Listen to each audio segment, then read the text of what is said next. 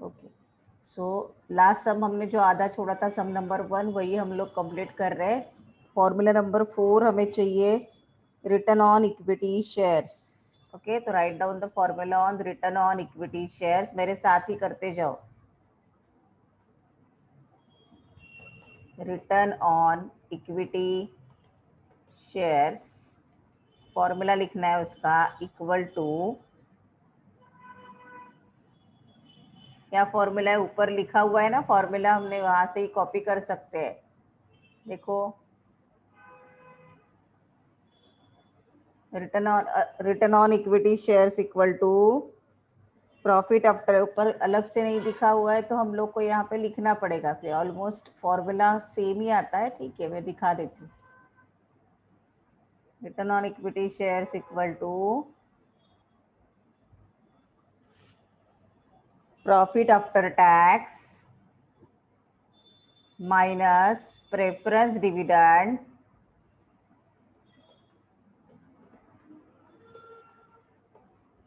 Upon upon equity share capital. EPS जैसे ही है ना, लेकिन वहां पे equity number of equity shares था, यहाँ पर equity share capital and multiply by 100 आएगा यहाँ पे। वहां पे मल्टीप्लाई बाय 100 नहीं था। ओके, अभी मैं इसके तरफ एक का ही करके दिखाऊंगी, दूसरे का आपको करना है। हाँ, सो let us put down the amounts in formula.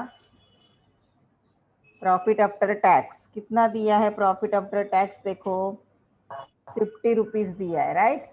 50 minus have they given sorry,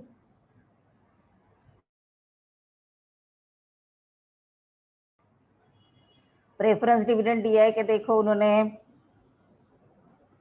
preference dividend ऊपर हमने निकाला था ना कहीं, देखो यहाँ पे, ये देखो यहाँ पे निकाला था हमने प्रेफरेंस डिविडेंड, कितना आया था? 9.6। तो बार बार कैलकुलेट करने की जरूरत नहीं है।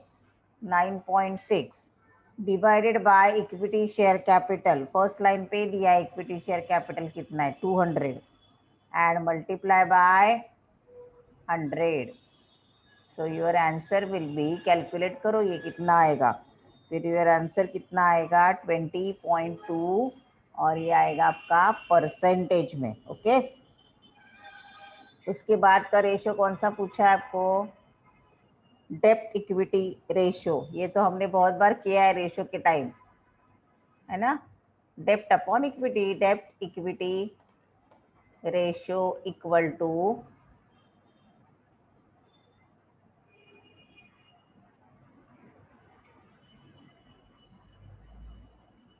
डेप्ट equity ratio equal to long term डेप्ट अपॉन ओन फंड्स, और डेप्ट अपॉन इक्विटी भी बोल सकते हो, कुछ भी बोलो चलेगा। लॉन्ग टर्म डेप्ट अपॉन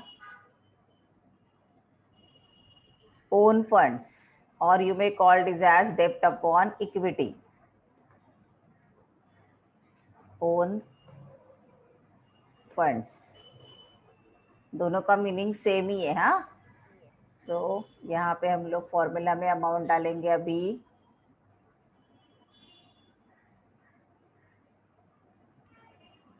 लॉन्ग टर्म डेप्ट्स यानी डिबेंचर्स वगैरह कितना है देखो। हाँ, कितना दिया है देखो, borrowed funds 15% debentures 300 upon own funds.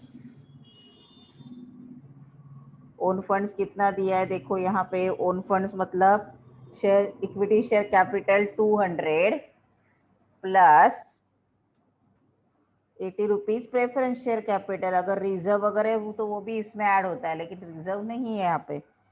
सो टोटल आएगा 300 divided by 280, correct. 300 divided by 280। So ये इस टू में दिखाते हैं 1.07 is to 1 will be the ratio. Now number 6, interest coverage ratio. क्या चाहिए आपको? इंटरेस्ट कवरेज रेशो पूछा है ना। Yes, so last ratio is interest coverage ratio.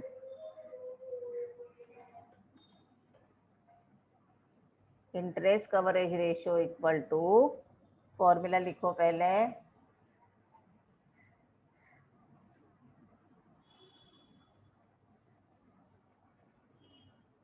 EBIT, earning before interest and tax, upon interest expenses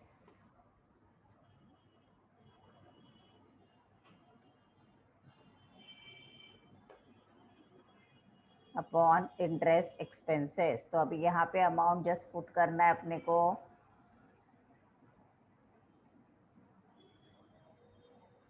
EBIT देखो quick limited का क्या दिया है, EBIT मतलब क्या, EAT, अर्निंग आफ्टर टैक्स दिया है ना आपको 50, राइट, उसमें प्लस करना है आपको, देखो क्या दिया है आपको, टैक्स दिया है ना,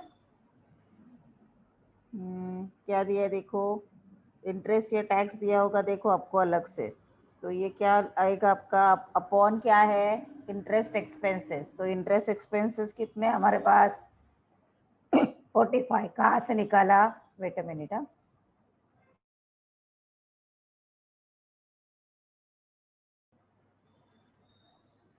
हाँ अभी ये 45 कहाँ से निकाला देखो, हमारे पास बोरोड फंड्स कितने थे, डिबेंचर्स 300 के ऊपर 50% कितना आएगा देखो, 300 के ऊपर 15% कितना आता है देखो, ओके। सो ये कैलकुलेट करो तो ये आएगा आपका EBIT मतलब earning before interest and tax, वो कैसे निकालते हैं हम लोग, EAT प्लस इंटरेस्ट, ओके। तो इंटरेस्ट यहाँ पे कितना है 45, मैं निकाल के दिखाती हूँ 45 कैसे आया, okay. So your answer will be, it will be in times, अगर आपको वो नहीं समझता है तो ओनली आंसर निकाल के बताओ, 2.11 टाइम्स। अभी यहाँ पे मैं निकाल के बताती हूँ इंटरेस्ट कैसे आया, इंटरेस्ट इक्वल टू कितना दिया आपको, 15% डिबेंचर्स है ना, debentures into rate of interest into interest rate,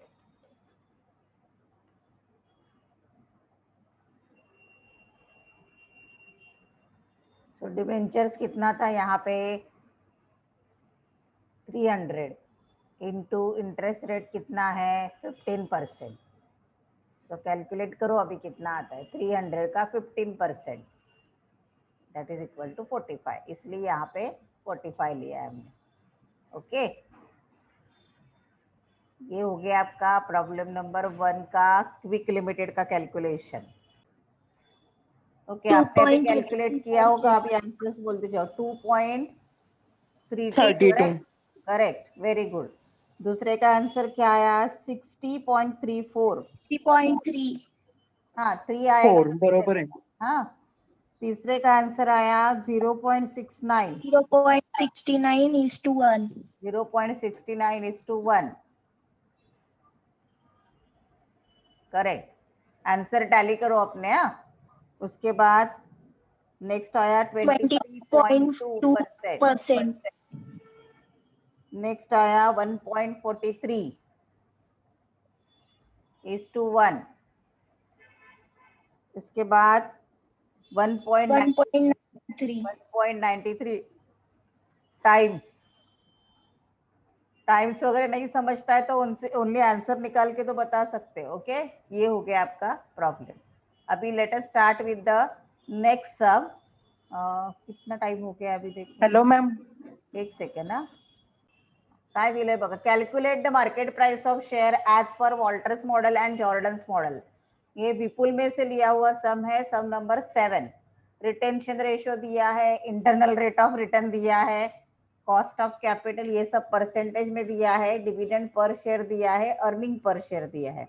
अभी कौन सा मॉडल बोला है, वॉल्टर्स मॉडल, ओके। तो ऊपर पहले हेडिंग देने का कि कौन से मॉडल से आप लोग कैलकुलेट कर रहे हैं, तो late us start with it.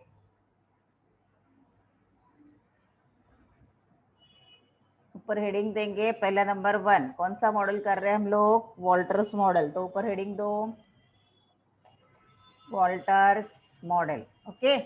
अभी वॉल्टर्स मॉडल का फॉर्मूला है हमारे पास, फॉर्मूला के इसमें से देख के वॉल्टर्स मॉडल कहाँ, ये देखो ये फॉर्मूला है ना, अलग अलग बुक में उसका डेफिनेशन थोड़ा सा अलग अलग दिया है, तो वो बी केयरफुल। तो मैंने ये वॉल्टर्स मॉडल का फॉर्मूला लिख लिया पहले। हाँ, पहले ध्यान रखो, मैं लिखने के लिए टाइम देती हूँ बाद में। Okay, this is your Walter's model formula. यहाँ पे आपको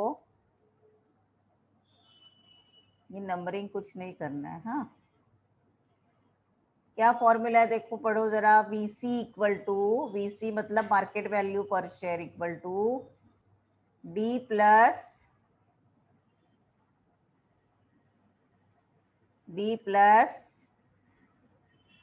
आर ए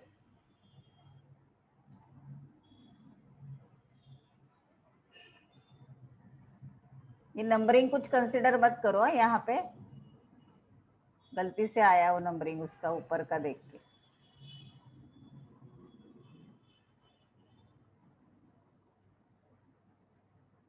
ओके, ये नंबरिंग कंसिडर नहीं करना है अपने को, डायरेक्टली करना है। ओके, सो वॉल्टर्स मॉडल डिविडेंड कितना दिया है आपको? ओके, ये गया नंबरिंग, वेट अ मिनट।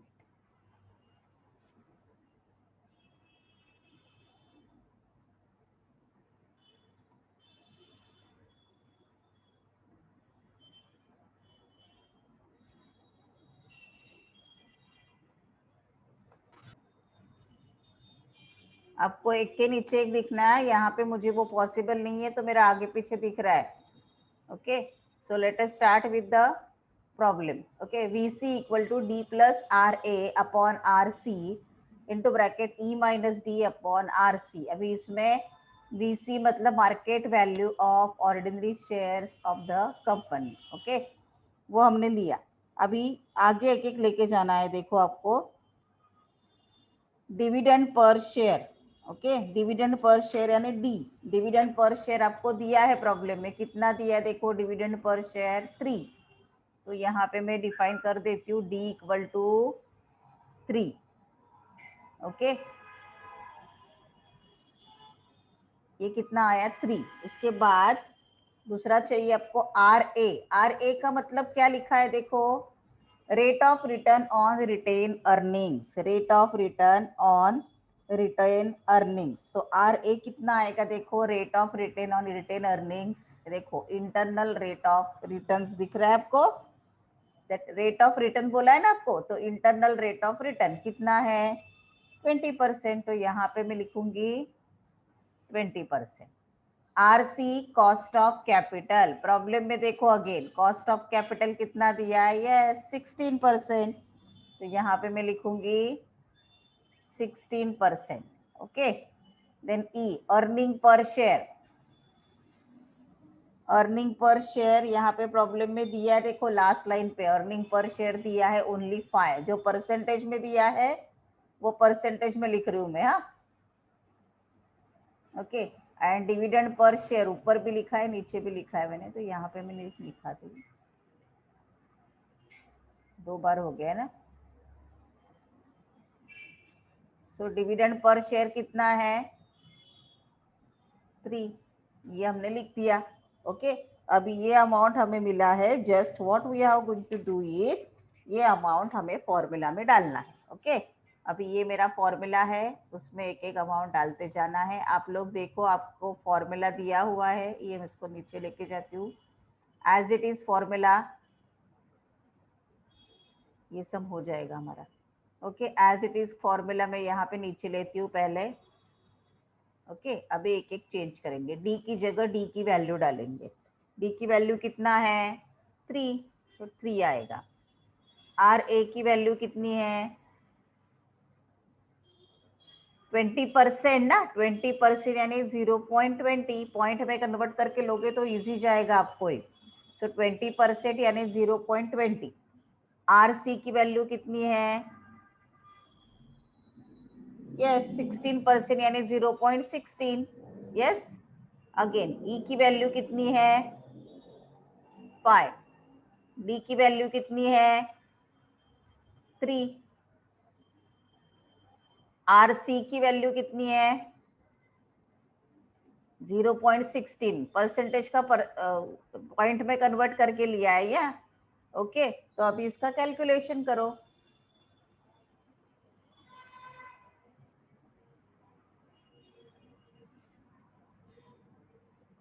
इसका कैलकुलेशन ये पहले मैं एज इट इज लिख के लेती हूँ, नेक्स्ट स्टेप करेंगे हम लोग। VC इक्वल टू अभी 3 ऐसे का ऐसे रहा, 0.20 अपॉन ये हम लोग कैलकुलेट करेंगे ना। 0.20 अपॉन 16 कितना आएगा वो कैलकुलेट करो पहले, और फिर वो यहाँ पे आएगा 1.25 1.25 ओके। और ब्रैकेट है मतलब उसको मल्टीप्लीकेशन का साइन देगा, 3 5 माइनस 2 3 कितना आएगा 2, और नीचे का 0.26 वैसे ही। अभी next step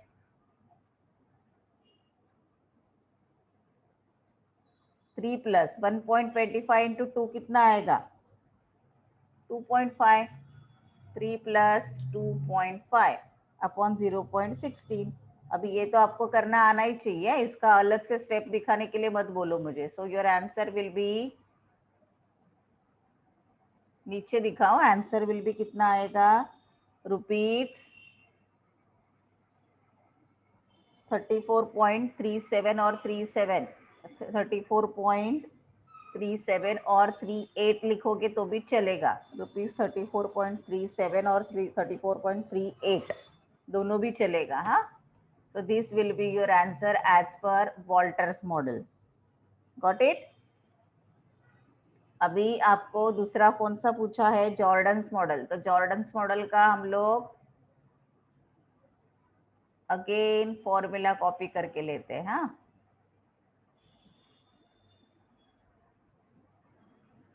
okay, just formula का खेल है, आप जितने बार फॉर्मूला लिखोगे उतनी बार आपको आएगा ये करना। देखो, this is a formula for Jordan's model, VE market price per share. Okay, D0 कितना आया, करंट ईयर डिविडेंड। तो डिविडेंड कितना है करंट ईयर का 3 जी। Constant annual growth rate of dividend, growth rate as such problem में कुछ नहीं दिया है, तो नहीं दिया है तो उसको 0 एज्यूम करना है। Cost of equity capital that is equal to 16%, वही हम लोग कन्वर्ट करके लेते हैं पॉइंट में, तो 0.16। उसके बाद आपको ये सब मिला, अभी इसको अमाउंट डालना है इसके अंदर। ये मैं कॉपी करके ले रही हूँ फॉर्मूला, और उसमें मैं अमाउंट डालूंगी अभी। हाँ, ओके, D0 की जगह कितना आएगा अभी, D0 की जगह कितना आएगा 3 इंटू ब्रैकेट 1 वैसे का वैसे रहेगा, और ग्रोथ रेट यहाँ पे हमने G कितना लिया है, कुछ नहीं तो 0। ओके, अभी नीचे KE कितना आएगा, KE हमने कैलकुलेट किया है 0.16 sorry, minus growth rate again it is a 0। Okay, तो आपका आंसर क्या बचा, ये आया। अभी इसको कैलकुलेट करो, नेक्स्ट स्टेप पे उसको कैलकुलेट करेंगे हम लोग। 3 1 प्लस 0 1, 3 इंटू 1, यस 3 इंटू 1 कितना आएगा 3, नीचे कितना बचा 0.16 माइनस 0, 0.16 माइनस 0 तो आएगा आपका 0.16 आंसर। ओके, अब ये तो कैलकुलेट करना आपको आने ही वाला है, कितना आएगा आंसर बोलो। So answer will be rupees 18.75 पर शेयर। मार्केट वैल्यू आया आपका रुपीज 18.75 पर share, that is Jordans model. बस ये आपको डिफाइन करना एक बार आ गया तो कोई भी मुश्किल नहीं है, 7 to 8 मार्क्स के लिए आता है आपको ये।